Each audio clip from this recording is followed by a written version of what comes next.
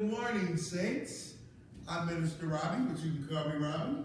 And I'm Minister Beth. And we are doing Sunday school today from Mount Calvary Community Church, and we send you greetings in the name of Christ Jesus from Mount Calvary Community Church, Omaha, Nebraska, 5112 Ames Avenue. And we will be studying today from the Precepts for Living book. And today is the day that the Lord has made. We shall rejoice and be glad in it. Today is May the 3rd, and the name of our study lesson today is A Vision of Restoration. Amen. Restoration. That is the definition is the act of making things new again and restoring them to their former way.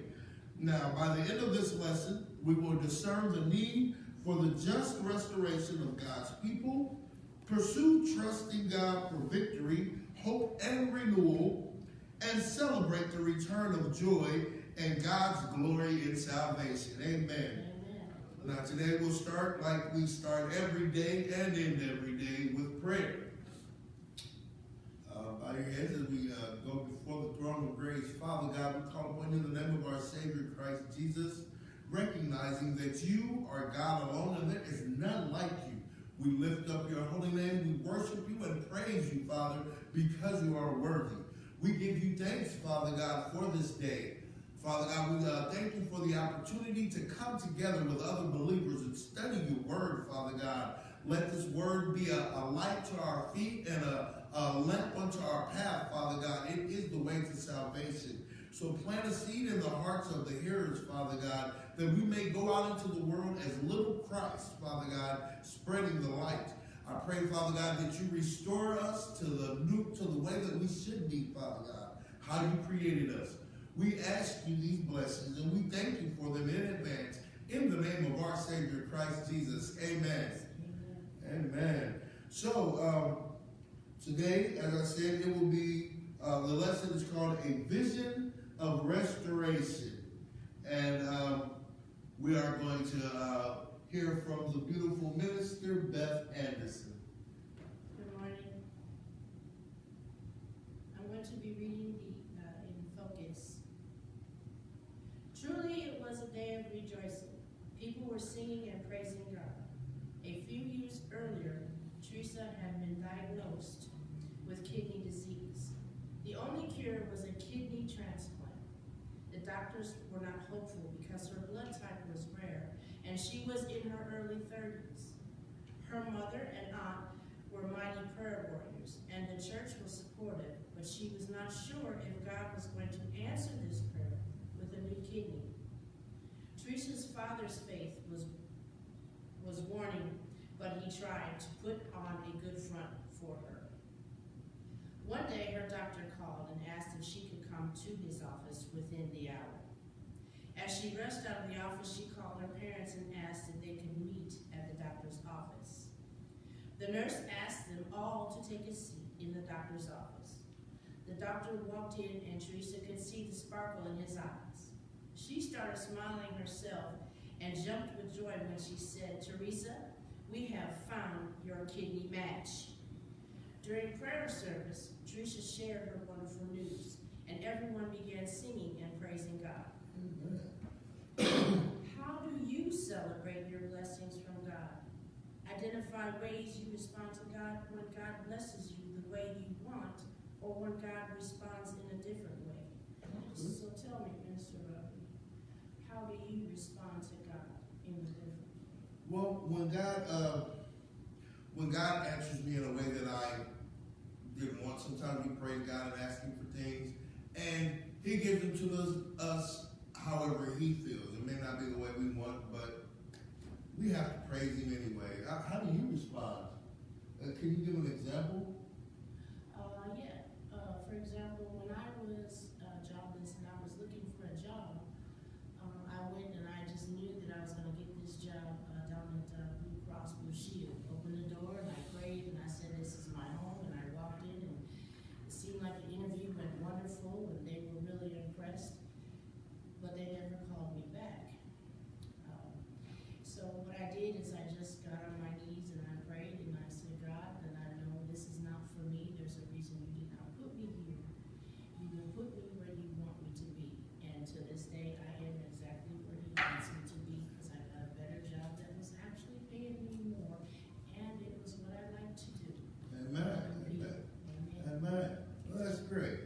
sometimes we ask God to give us things, but like I said, God does what he wants. He is God. But regardless of what he does, he will bless you. And it's easy to praise him when he gives you what you want. But when you don't get what you want, how easy is it to still give him praise, to give him glory, and to recognize that he is God?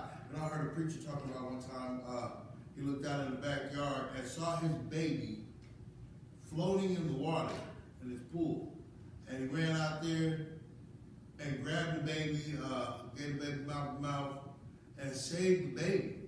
And, the ambulance came and the baby lived. And he was like, God, you are a good God.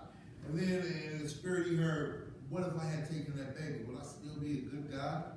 We sometimes have to ask ourselves these things. Regardless of our situations, we have to realize that God is a good God at all times. Amen. So today, like I said, we'll be studying it's called the vision, a vision of restoration, and it comes from the prophet Zephaniah.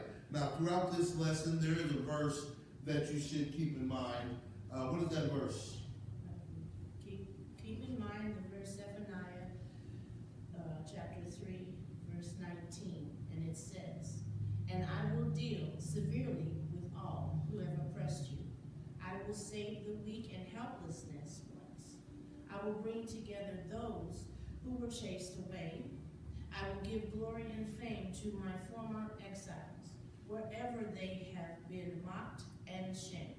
Amen. That's a God that's looking out for his people. You may be oppressed, you may be downtrodden, but God has your back. Whenever you have been mocked and shamed, exiled, he'll give glory and fame to his children. Now, we will be studying today from the book of Zephaniah, chapter 3, verse 14 through 20. We'll do a little background on those verses first. Comes from the prophet Zephaniah. And it actually starts off as telling Israel, God's people, to sing. Shout aloud. Israel, be glad and joyous. In Zephaniah 1, we learn that he is a prophet during the reign of King Josiah. Now, Josiah led a religious reform and focused on serving the Lord alone and removing all other religious relics, attire, and practices. He was a zealot for nothing but God. Everything else was off-brand. He wanted nothing but God for his people, Jehovah God and no one else. Now, many scholars assume that Zephaniah prophesied before Josiah's reform and perhaps while the king was a child. Now, according to Zephaniah, the day of the Lord is coming, and it is a day of judgment. We can still have a Zephaniah today. The day of the Lord is coming, and it is a day of judgment. Now, God will judge the children of Israel and the entire world for worshiping foreign gods and mixing worship of the Lord with other religious practices.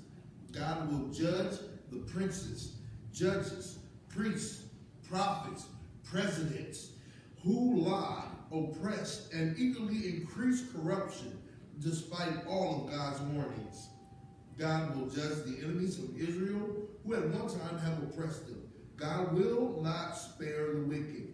That is a just God. They will be cut off, ruined, and desolated. In the process, God will judge the whole earth, but there will be a remnant of humble people from near and far that God will bring together. Excuse me. A remnant.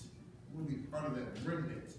This remnant shall serve the Lord and do no wrong. Now, there's a question posed at. So, we're going to go straight into the verses, which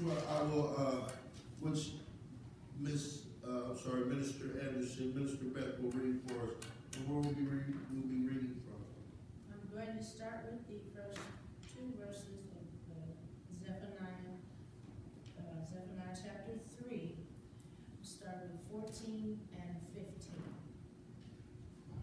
Say amen when you get there.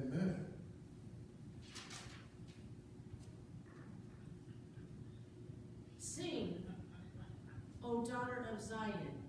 Shout aloud, O Israel. Be glad and rejoice with all your heart, O daughter of Jerusalem. For the Lord will remove his hand of judgment and will disperse the armies of your enemy. And Lord himself, the King of Israel, will live among you. At last, your troubles will be over, and you will never again fear disaster. Amen. That is some hope right there. The Lord himself, the King of Israel, will live among you. Can you imagine that? What a day when I can be face to face with my Savior in a new kingdom. No corruption. Everybody in one mind, serving and worshiping the true and living God, Jehovah, and his Son, the King, Jesus Christ. Amen. Amen. Amen. Now, after nearly 2.5 chapters of judgment in the book of Zephaniah, it is only fitting that Zephaniah would pen this song of joy and invite the children of Israel to sing and rejoice. Now, just 5 verses prior, the prophecies of judgment turned into a message of hope. God's wrath is not the final word. God will give the people clean lips, and all of God's scattered children will worship and serve God on one accord. What a day. There will be peace. They will have nothing to fear. This vision of unity and serenity invites the children of Israel to praise the Lord because God acts on their behalf. To praise the Lord because God acts on their behalf. God has removed any judgments against them. God has removed their enemies from oppressing them. And that same God lives among them. What a day that will be. The day that all of our enemies will be under our foot. The enemy of corona, the enemy of addiction, the enemy of hatred and deceit. All of it will be under our foot. And the God who has destroyed all of that shall live amongst us. Now, at the end, there is a question that is posed. Like it says, this is a song. He said, sing a song to praise of God. Now, the question is posed, what song would you sing in response of how God has moved in your life?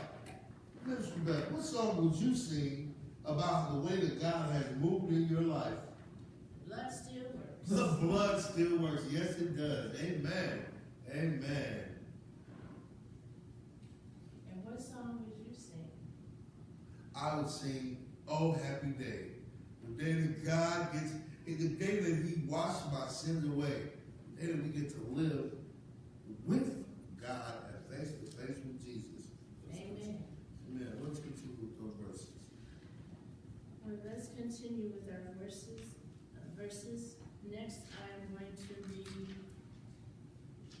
Zephaniah verses 16 through 18. Amen.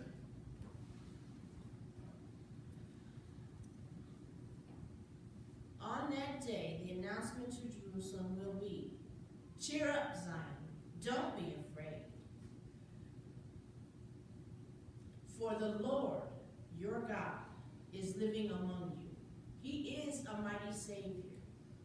He will take delight in you with gladness, with love.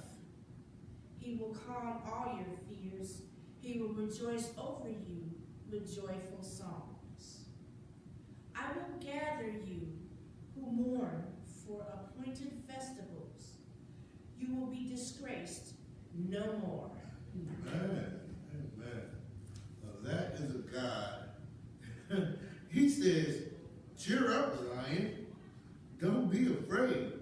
Now that is out of the New Living Translation, the New Life Translation. That's verse 16. Verse 16 in the King James Version says, where is it? Verse 16 says, "In that day it shall be said to Jerusalem, fear not. and to Zion, let thy hands not be slack. Fear not, and let not thy hands be slack. Amen.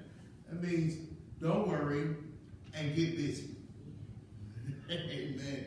Be happy. How can you not be happy when you have a God around you like this, living amongst you?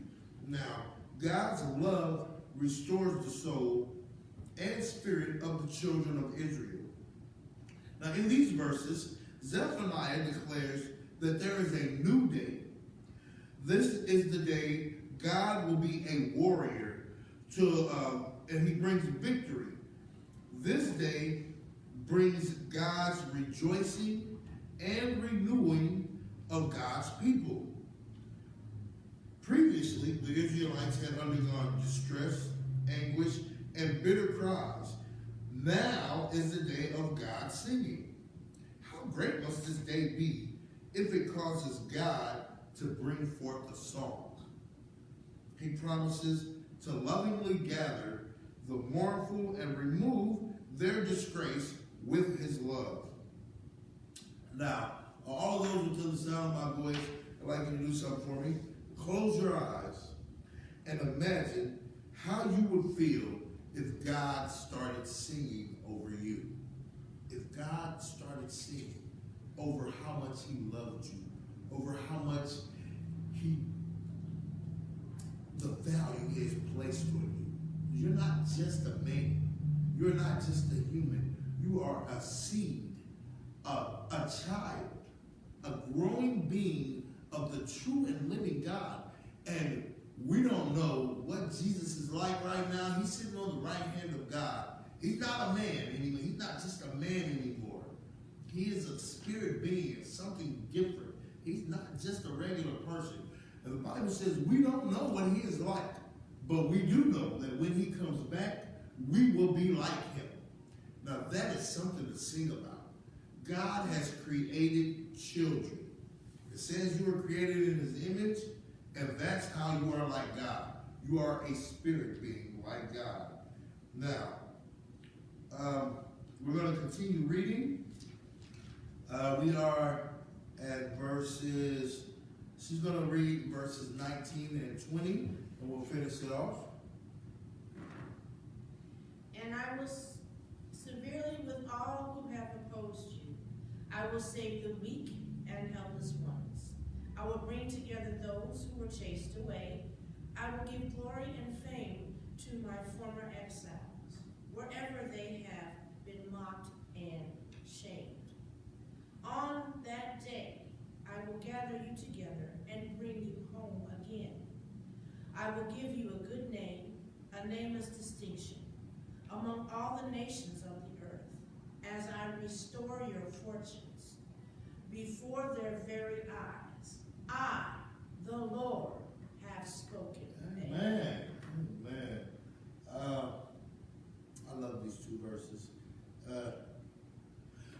One of the reasons I love these two verses, it says, I will give you a good name. At my birth, I was given the name Robert Payne Anderson III. I am the third. There's a senior and a junior who have gone on to another life, transition. However, they were good men, hardworking men, took care of their family. They were family men. Well, I got a good name at birth. However, the name in my next life will be above every name except the name Jesus. This is going to be a great name, and it is going to be a name given to me by God. Amen.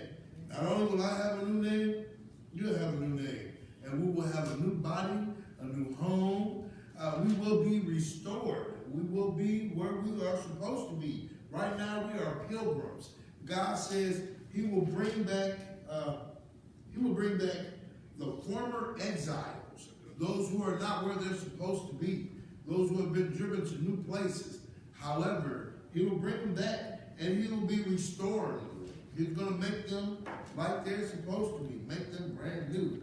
Now, in these final verses, we are reminded that God's restoration is complete.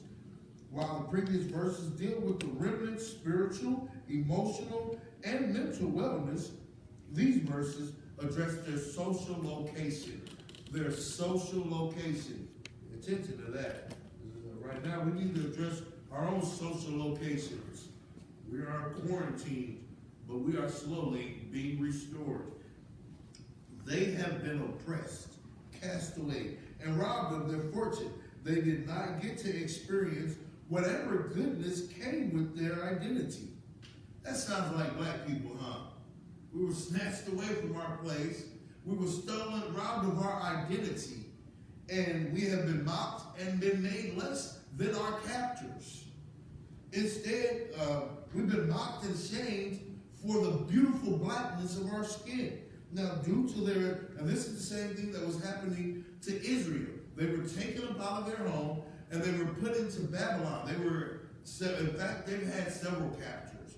God will allow them to be taken into captivity whenever they strayed away from God. However, God never forgot about them. He always restored his people. He always brought them up out of captivity and gave them their own land. Amen. Now, due to their social location, they were in Babylon, and we are in America. We're not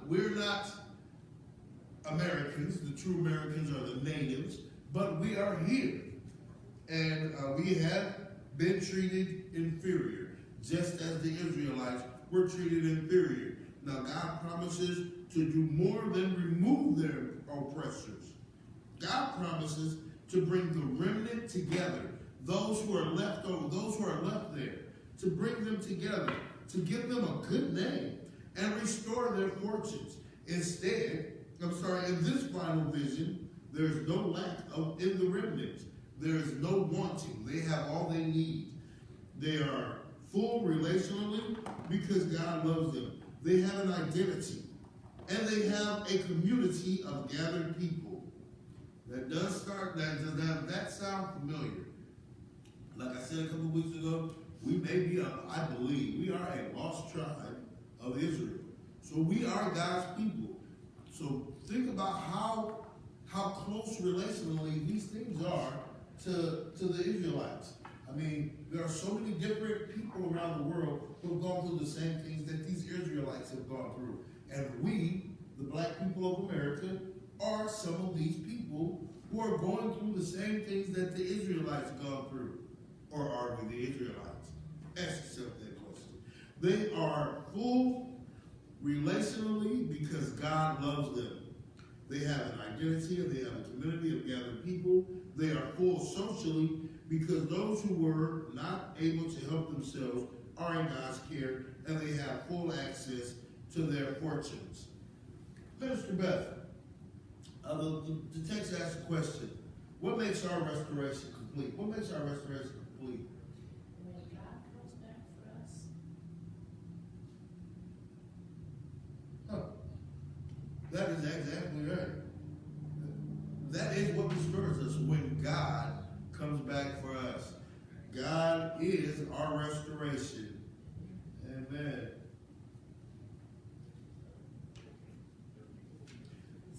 So now I'm going to search the scriptures. God promises to do a lot of things in these verses, yet the children of Israel are only asked to do just two things. Sing and fear not. Why do they think these are the actions the prophet and the Lord asked them to take? Why do you think? How is God's forgiveness? So, why do I think that these are the actions that the prophet asked the Lord to take, asked them to take? So, I believe God asked Israel to sing and fear not because God did all the work. All we have to do is rejoice. He told them to sing, and God will do the rest. And what's the next question? How is God's forgiveness at work in this text? How is God's forgiveness at work? Like I said, God allowed the Israelites to go into captivity whenever they strayed away from God.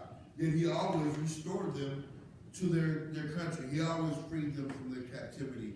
So that is the forgiveness of God. So we're going to go to the liberating lesson. Could you read the liberating lesson for us, Minister Beth? Zephaniah paints a complex picture of restoration. Many changes are necessary in order for God's children to be fully restored to a new day. God must turn from wrath. God's people must turn towards serving God only. God's people must turn away from oppressing each other. And enemies must turn away from oppressing God's people. It seems nearly impossible to believe that all this change can come, especially when you have suffered for so long. Yet there are two lessons from this reflection. We as God's people can make different decisions that turn us into the right direction and make us active participants in our own restoration. Furthermore, Zephaniah reminds us that we do not act alone. God turns from wrath, God changes us, and God turns away our enemies. Restoration is only possible because God is in our midst. How can we as a church participate in our own restoration? How has God changed us? How can we as a church participate in our own restoration? That's a good question. We as a church, we as a body of Christ must become active. I am seated in Mount Calvary Community Church. So we are a community church. So to participate in our restoration, we must get out in the community and actively spread the word of God. And some of the ways that we can work on this restoration or actively help others to know about Christ is by, you had made a good example today. Actually, you made a good example yesterday. We were at the drive-thru at McDonald's. We was ordering up some stuff. And this homeless guy walked up to me. He looked homeless. I mean, he had money in his hand. And he was like, why don't you guys order me 40 chickens? So, you know, my wife was like, keep your money. And she bought this man 40 chickens and then gave him a $5 bill. Now, I'm like, honest, I don't know if I had even, that thought had not even crossed my mind, but this is an example of the way that we can become little Christ all throughout the world. So each of us has to have a light that shines inside of us that shows who we are. Now, in order to truly appreciate today's readings, one must read the entire book of Zephaniah. It is only then that the full weight of God's redemption and restoration is clear. Just when it looked like there was no hope for redemption, God turns it all around and establishes a new world order with God, the King of Israel, in charge. The Lord creates a kingdom where there is no suffering, no oppression, no shame, no enemies, and no disaster. Hallelujah. Even the enemies are turned away or have clean lips. You're either going to get with us or get up and get out. And that's God. And they are forgiven people. All of their idolatry is behind them, and the children of Israel can live free from fear. Their God has given them victory. Amen. Amen. We thank you for joining us today. We're going to go ahead and close with prayer. Father God, we call upon you in the name of our Savior Christ Jesus, thanking you for restoration, Father. Thanking you for another day, Father God, where we can call upon you and receive your Holy Spirit, Father. I pray that you restore us soon, Father God, that we may all be able to come together again in this building, in buildings all over the world like this, and worship you corporately. But we lift you up right now as individually, socially distant, but close to you. We glorify you, we magnify you in the name of our Savior Christ Jesus. We praise you, my God. Amen.